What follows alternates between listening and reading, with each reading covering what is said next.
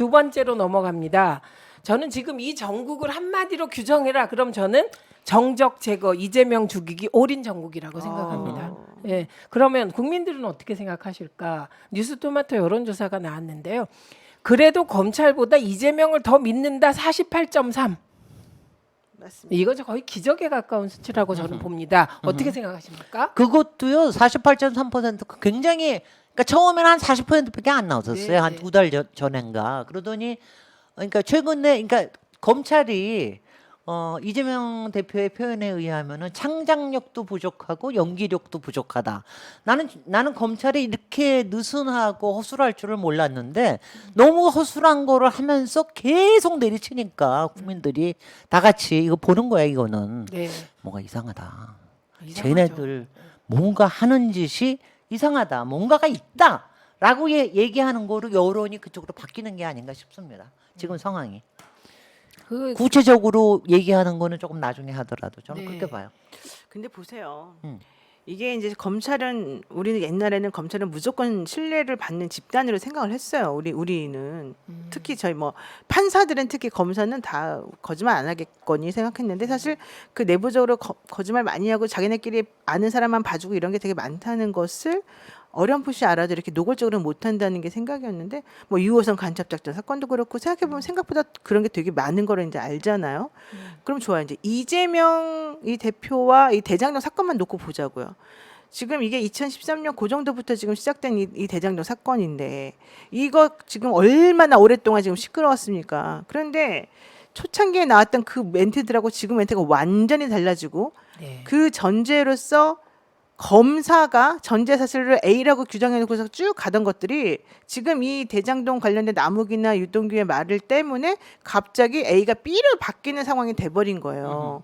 자기가 말한 거를 자기 스스로가 부정하는 상황이 됐잖아요. 예전에는 검사들이 공소권도 공소장도 잘 안 바꿨어요. 왜? 그럼요. 우리가 한 게 맞다. 이것이 옳지. 내가 이걸 바꾸는 순간 내가 실수를 인정하는 것이 되고 내 그동안의 전제가 다 망가지니까 절대 안 바꾼다. 무죄가 나올지언정 이렇게 버티던 애들이에요. 근데 지금은 오히려 이것 때문에 이 사람을 잡겠다고 그 10년 동안 탈탈 털리고 그 난리를 친 그 사람을 위해서 이렇게 정말 아주 드라마틱하게 포인트 되는 날마다마다 바뀝니까?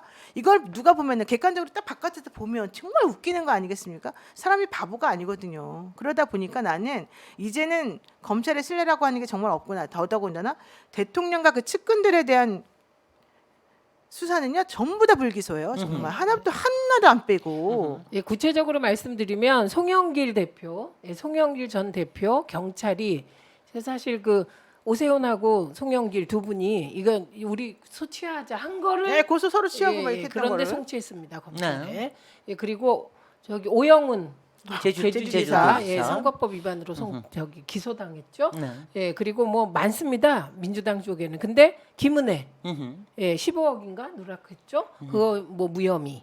예, 그리고 그 장모, 최은순. 최은순. 예, 최은순 뭐 도이치모터스 이런 거 다 지금 무혐의 이렇게 되고 있습니다. 그러니까 애초에 출발부터 편파 불공정 수사라고 딱 낙인이 찍힌 상태에서 이재명을 탈탈 터니까 이게 국민들 입장에서 뭔가 이상한 거죠 계속. 예. 그러니까 검찰에 대한 불신이 사실 상당히 높은 상황이잖아요. 우리가 현재. 왜냐하면 검찰 출신 공정하리라고 믿었던 대통령님이 하는 게 사실 우리가 보기에는 별로 그래 보이지 않은 상태인데 계속해서 자기네 편 우리 편을 가르면서 자기네 편은 다 봐주고 우리 편은 혹은 남의 편은 그냥 무시하고 싹 밟아주는 이런 모양새가 되니까 사실 국민들이 바보가 아닌 이상 그걸 다 알지 않습니까? 예, 게다가 최홍집, 최홍집. 원유철 다 가석방 예, 다 했죠. 가석방 됐고 김경수 가석방 제외입니다. 어떻게 지금까지 이런 거 보셨습니까? 이렇게 일방적으로 내 편만 봐주는. 너무 노골적이에요. 예, 그리고 그 이렇게까지 안 노골적인 했었어요. 것을 전혀 부끄러워하지 않습니다. 네.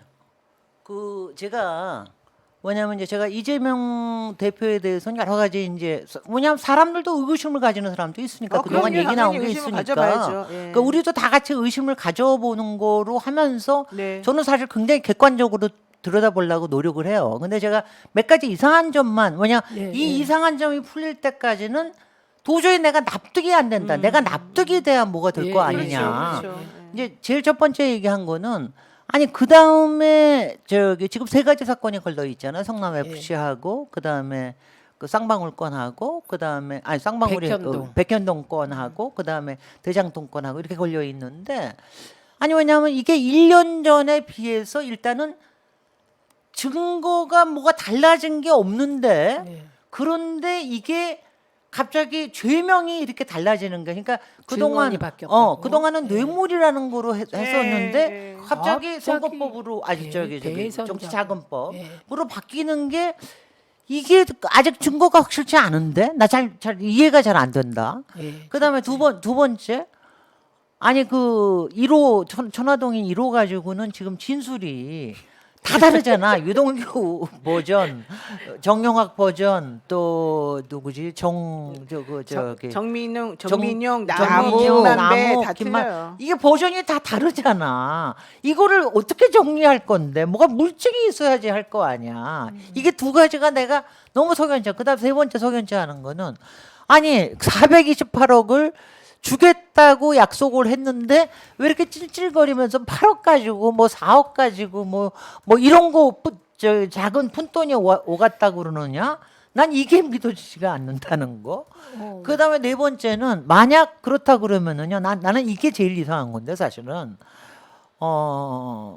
그 백현동 그거 가지고는 백현동인가 뭐 가지고는 그게 부정부패법으로 걸었어요. 그러면 다 국고에서 그 부정이익을 다 회수할 수가 있거든요. 근데 대장동은 안 걸었어. 검찰이 이거를 안 걸어줬다는 건 뭐냐?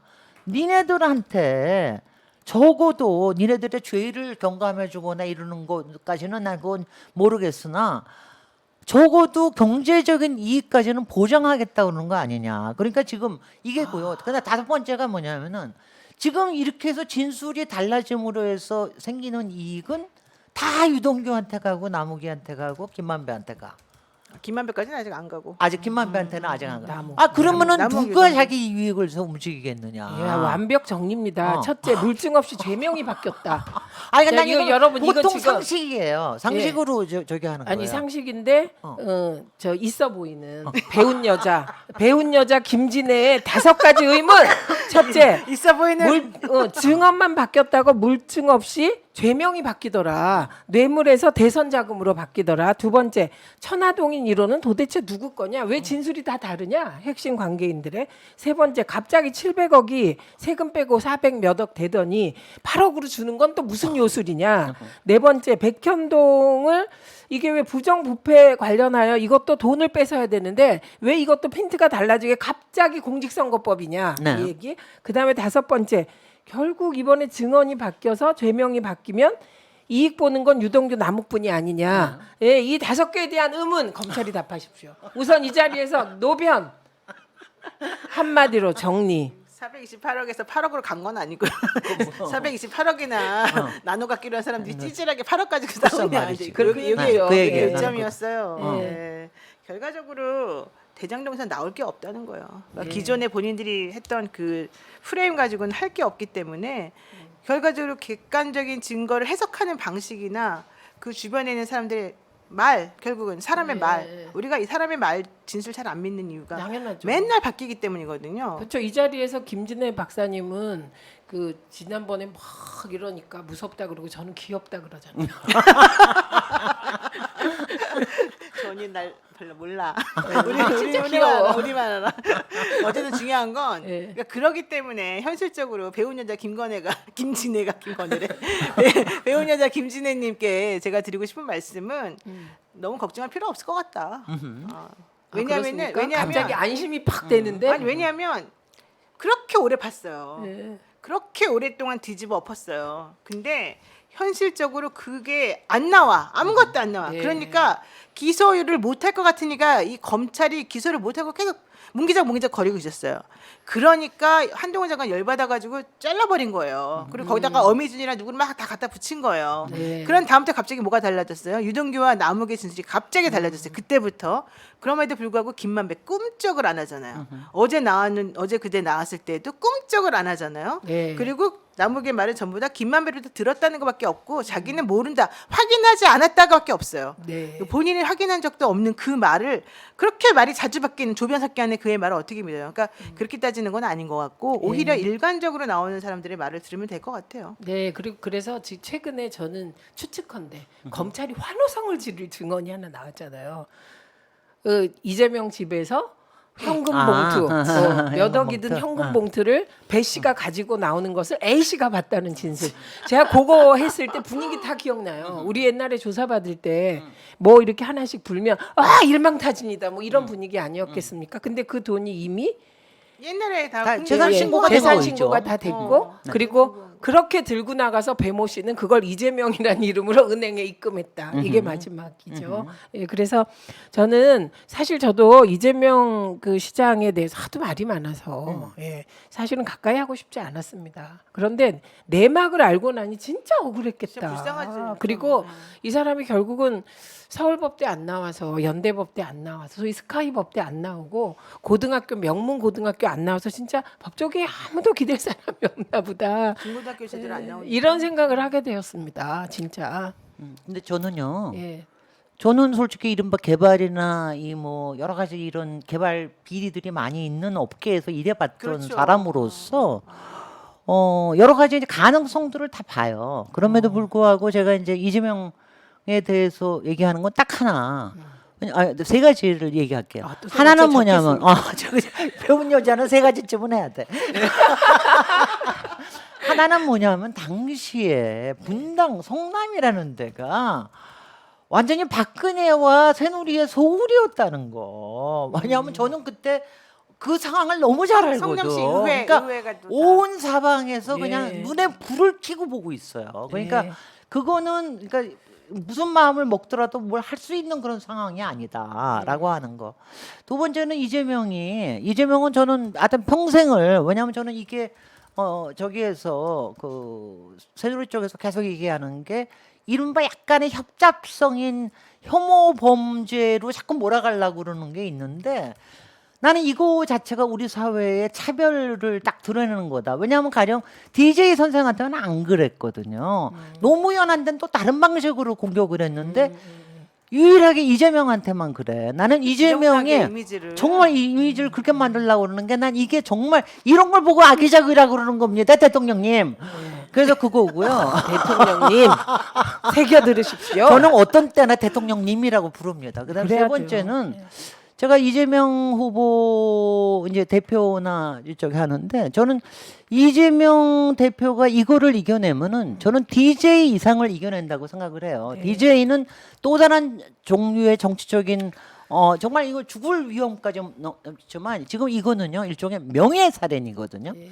명예살인을 이겨내는 게 사실 이 시대에서 꼭 해내야 될 거기 때문에 저는 이재명 대표가 그러니까 끝까지 저도 보겠습니다. 이 합리적인 거를 보면서 근데 이거 세 가지를 꼭 얘기 드리고 싶어요. 야 자, 배운 하나. 여자 세 가지 이거는 뭐 요약 안 해도 되고 마지막이 인상적이죠. 네. 명예살인, 네. 명예살인 하려는 걸 아, 극복하고 물리적인 DJ보다 더 살인, 뛰어난 더 지도자가 뛰어나게, 되라. 네. 요 질문 하나 그러면 제가 대신 해드릴게요. 파인이라는 분이 하셨어요. 네.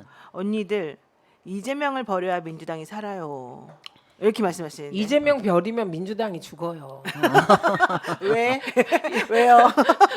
나 대신 물어보는 지금- 거. 아니 근데 지금- 이렇게 저는 뭐 이런 얘기를 하는 게 그러니까 만약 이재명의 그러니까 여기 개인적으로 이재명한테 부패 문제가 확실하게 드러난다. 네. 그러면 우리가 버리는 게 아니라 그냥 본인이 주는 아웃이죠. 거예요. 예, 본인이 예. 아웃되는 거지.